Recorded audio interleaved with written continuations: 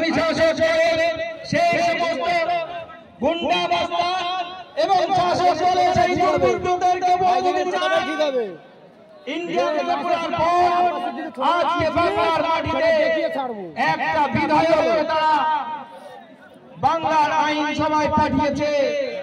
একটা বিধায়কের সম্মান, একটা বিধায়কের কার্যকলাপ, একটা বিধায়কের মানুষের হয়ে কথা বলা, এই কথা বলা বাংলার যিনি দায়িত্বে আছেন মুখ্যমন্ত্রী তার ঘুমকে কেড়ে নিয়েছে। আগামী দিন আপনারা তৈরি হন, আপনারা আপনাদের মেরুদণ্ডকে সোজা করুন। দিল্লির মুখে আখতার রহমান বিশ্বাস যাবে, এই দিল্লির মস্তকে তিনিও কাঁপিয়ে দেবেন। আপনাদেরকে প্রতিজ্ঞাবদ্ধ হতে হবে। আমরা দেখেছি এই বাংলা কাজী নজরুল ইসলামের বাংলা, এই বাংলা এখন ভারতবর্ষকে পথ দেখিয়েছিল, কিন্তু আমরা দেখেছি আজকে বর্তমানে দেখছি এই বাংলা আজকে দিনের পর দিন অন্ধকারের করাল গ্যাসেরা পলিয়ে যাচ্ছে।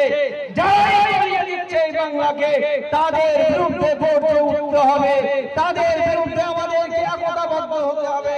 আমাদের বিধায়ক, আমাদের প্রাণপ্রিয় বিধায়ক, বঞ্চিত মানুষের কণ্ঠ, অসহায় মানুষের কণ্ঠ, মানুষের অধিকারকে পাইয়ে দেওয়ার জন্য তিনি যেভাবে পাহাড় থেকে সাগর